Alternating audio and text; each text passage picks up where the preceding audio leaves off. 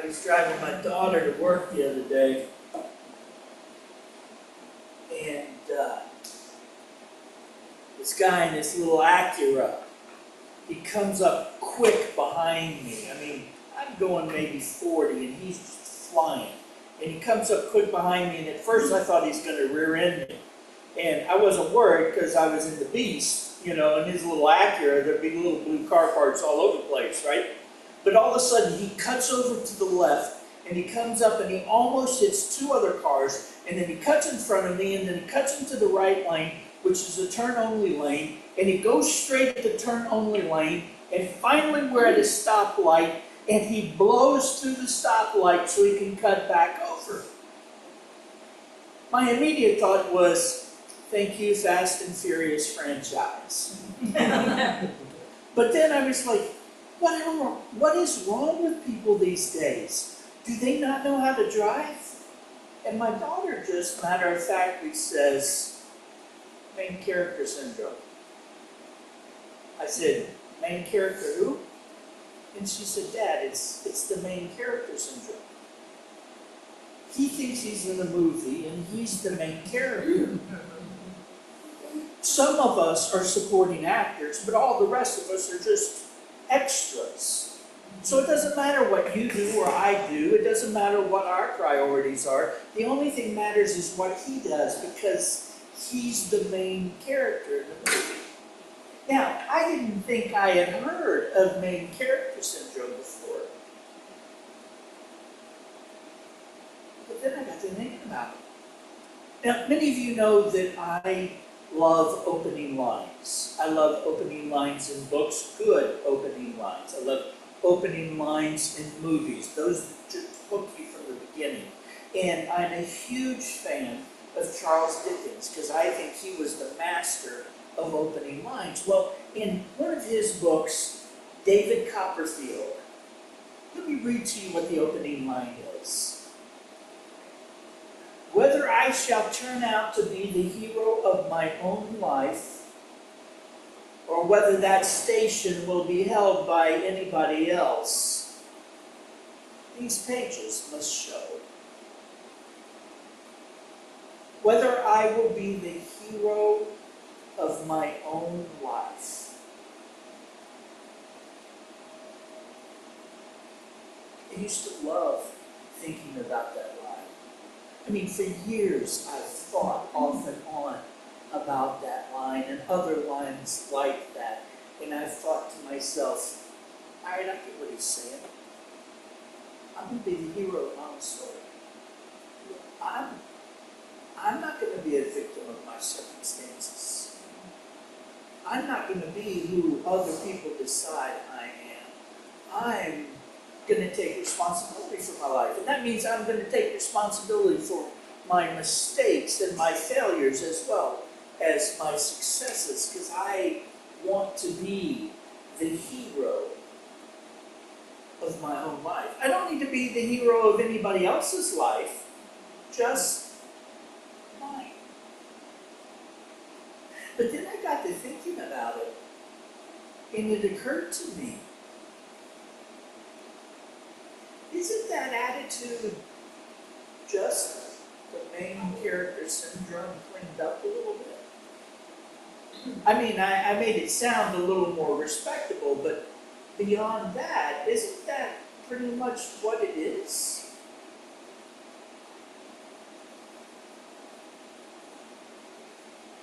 Because if you think about it,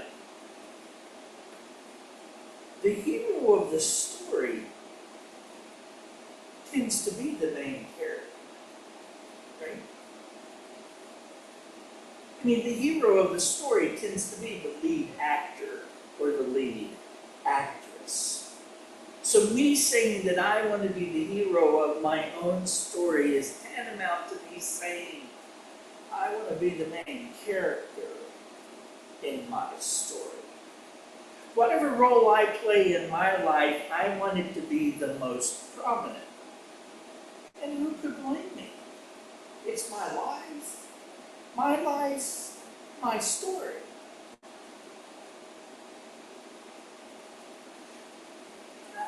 I don't know how much you know about the Bible, one of the major threads that runs throughout the Bible is regarding how the vulnerable, the socially invisible, the oppressed, those who live in poverty are treated. There are passages that you and I have become familiar with in these last 11 years in West Baltimore regarding that thread that runs through the Bible. One of those Miss Julie read for us, Isaiah 58. We're fairly familiar with this. We come back to this passage from time to time. And let me just read an excerpt of it again, just starting with verse 5. You humble yourselves by going through the motions of penance, bowing your heads like reeds bending in the wind. You dress in burlap and cover yourself with ashes. Is this what you call fasting? Do you really think this will please the Lord? No. This is the kind of fasting I want, says the Lord. Free those who are wrongly imprisoned. Lighten the burden of those who work for you. Let the oppressed go free and remove the chains that bind people. Share your food with the hungry. Give shelter to the homeless. Give clothes to those who need them, and do not hide from relatives who need your help. Then your salvation will come like the dawn, and your wounds will quickly heal. Your godliness will lead you forward, and the glory of the Lord will protect you from behind. This is one of those passages that I think is great to have in your back pocket. If you ever find yourself in a place where you're just a little bit confused about what you're doing, if you ever wonder to yourself, how do I go about the business of actually pleasing God? You could just whip this passage out, man. It's just awesome. The way it clearly says for us. I mean, just look at, it's verse 6.5, or 6b and verse 7 again. Let me just read it. Free those who are wrongly imprisoned. Lighten the burden of those who work for you. Let the oppressed go free and remove the chains that bind people. Share your food with the hungry and give shelter to the homeless. Give clothes to those who need them, and do not hide from relatives who need your help. That last line is so tough. Do not hide from relatives. I've got cousins that will wear me slap out, and we're not supposed to hide from them. But anyway. But you notice what that passage is basically about, right? I mean, we know what that passage is basically about. God's saying, look, if you're going to do something that honors me, look out for the vulnerable, try to take care of the marginalized, and see if you can help those who are in need. There you go. It's really pretty simple. You can check out the wisdom literature, and you'll continue to catch that thread running through it. It's not just one or two passages. This idea of looking out for the marginalized, caring for the invisible, meeting the needs of those who are desperately in need, it goes throughout the Bible. Proverbs 19:17 reads, if you help the poor, you are lending to the Lord, and He will repay you. Blessed are those who are generous, because they feed the poor. You listen to this prayer from Psalm 82, verse 3. Give justice to the poor and the orphan. Uphold the rights of the oppressed and the destitute. And just one more from the New Testament. There really are a bunch in the New Testament too. But, and again, another passage that you and I are fairly familiar with. It's Matthew chapter 25. And this is Jesus speaking. He's talking about at the end of time, when God will separate the righteous from the unrighteous, like a shepherd separates the sheep from the goats, right? Sheep from the goats, right? Okay, got it. Matthew 25, starting with verse 34. You got this?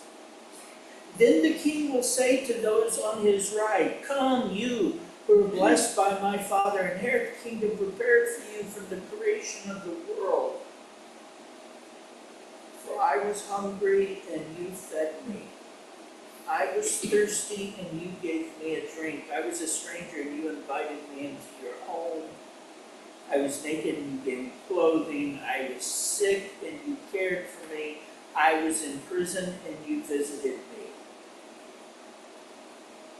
Then these righteous ones will reply, "Lord, when did we ever see you hungry and feed you? Or thirsty and give you something to drink? Or a stranger and show you hospitality? Or naked and give you clothing? When did we ever see you sick or in prison and visit you?" And the king will say, "I tell you the truth. When you did it to one of the least of my brothers and sisters, you were doing it to me." There are a lot of other verses that basically beat the same drum. If you aren't caring for others beyond yourself and your family, then you are missing one of the major mandates from God.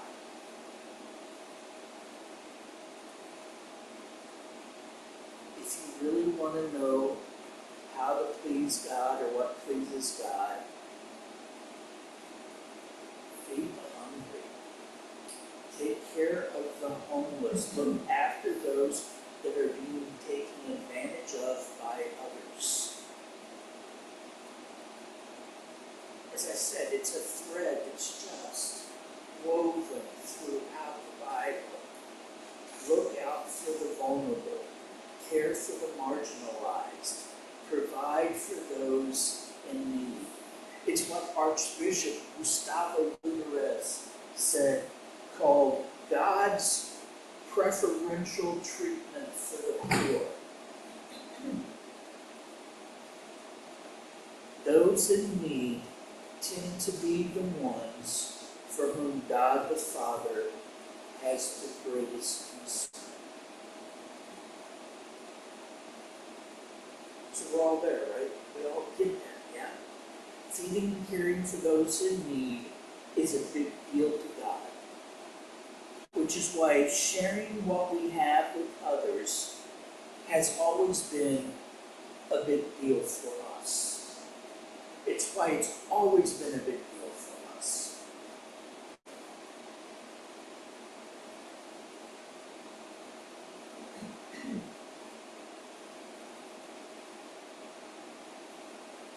A couple thousand years ago,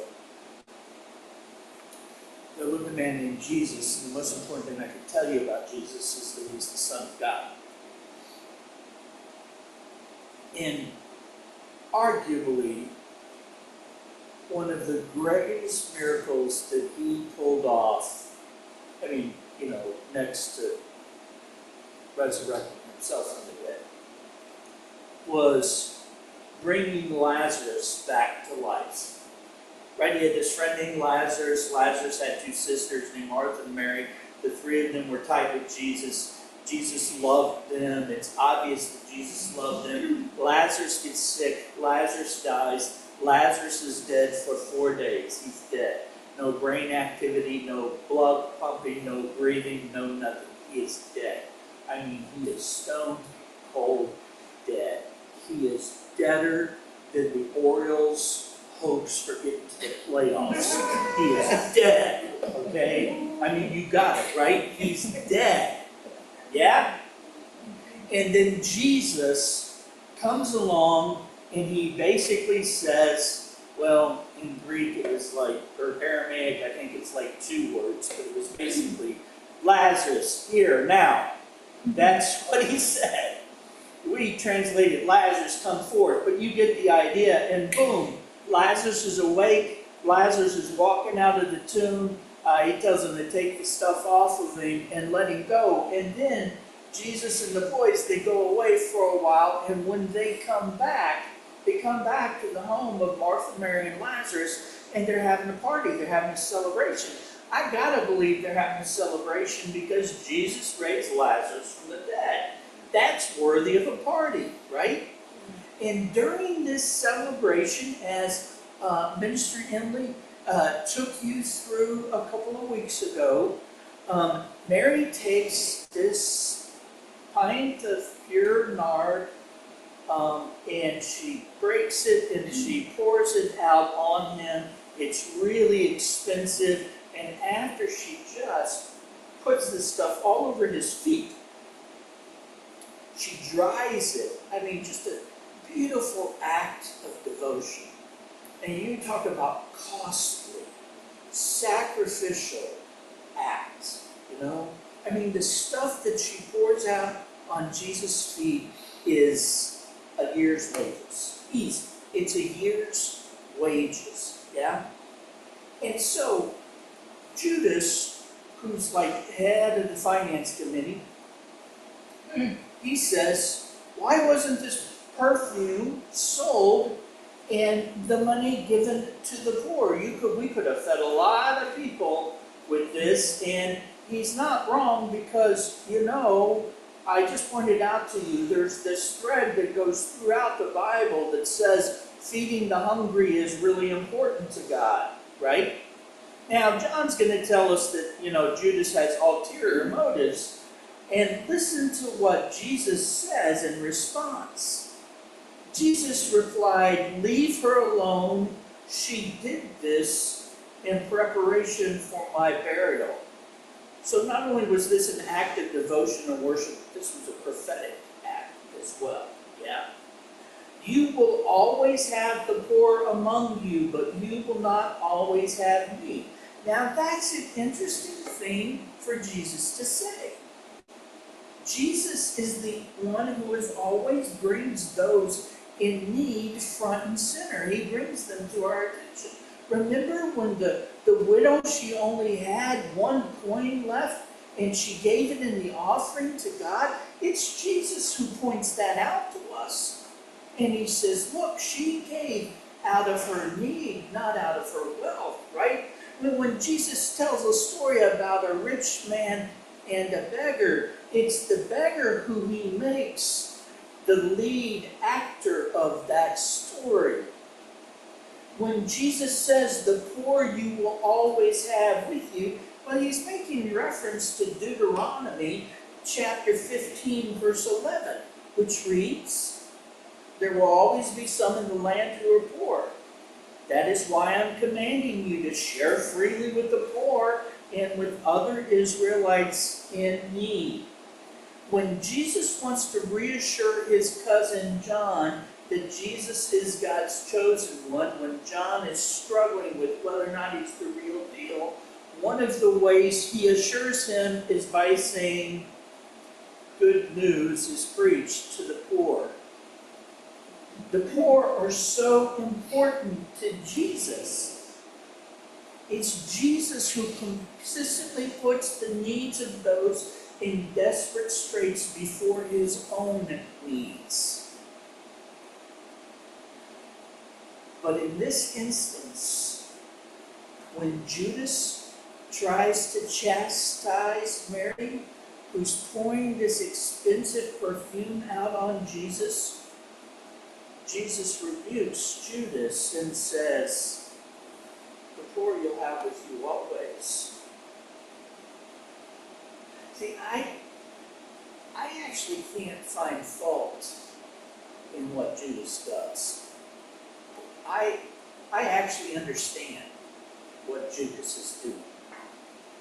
I've been there. I mean, we've all felt that strain, you know? When you spend a lot of time, quite a few years trying to meet other people's needs, money soon seems to be the thing you need the most. You can get into a place where you believe that if only I had enough money, I could fix a whole lot of problems.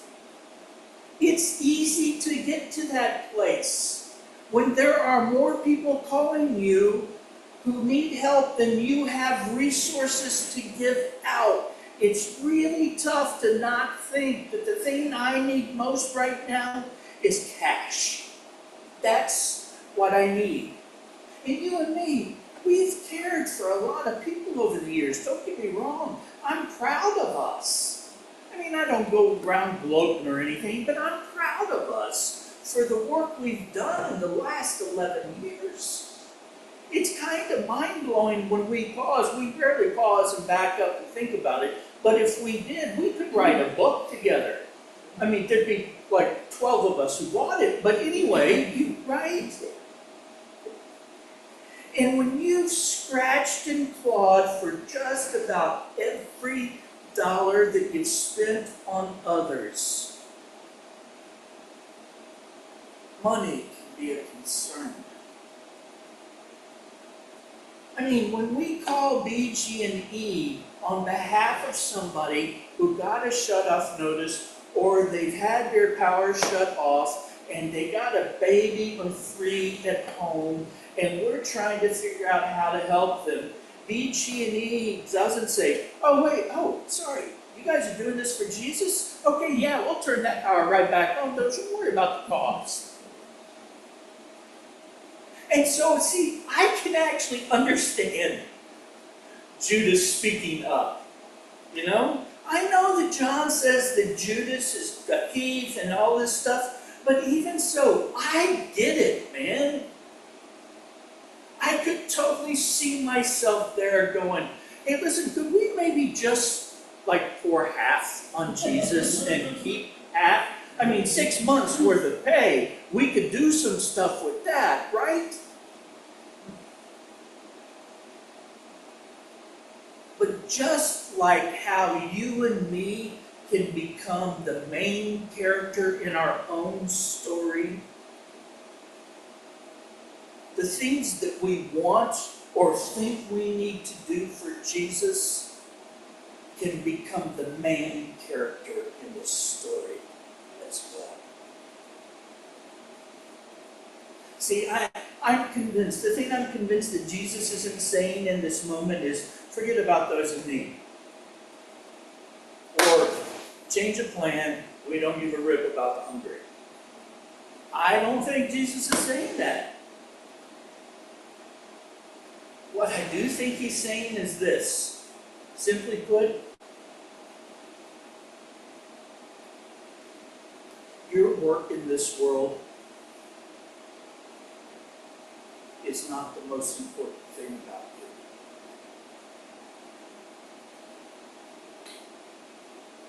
This was what Jesus was trying to teach Judas, even though he didn't want to know. This is what Jesus is teaching us. If I take center stage, even for a good cause, I steal the light. When Jesus takes center stage, everyone gets the light.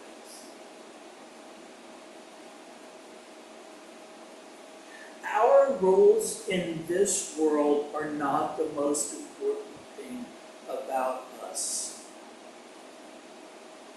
Jesus is the lead actor in our stories.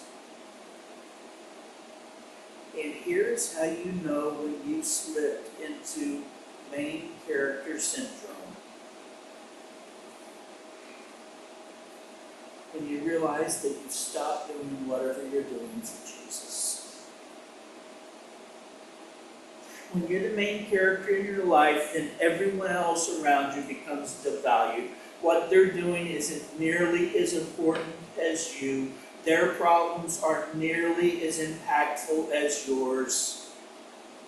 When you're the main character, it becomes about you, even if you can claim that your life is for a good cause.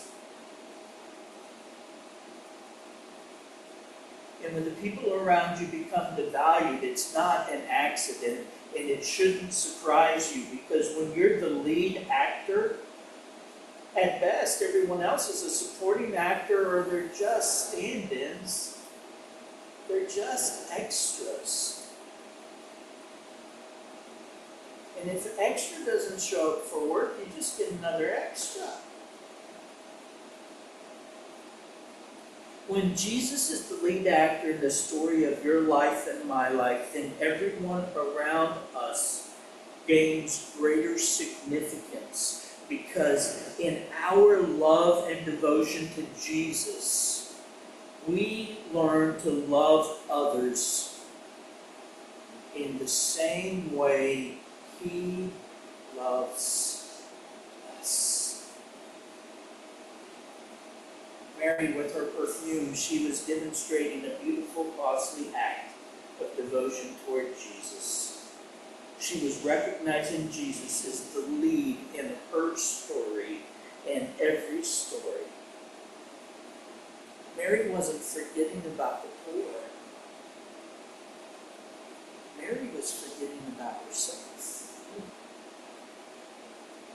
And that's where I want to leave us. If I take center stage, I still have light. If Jesus takes center stage, everyone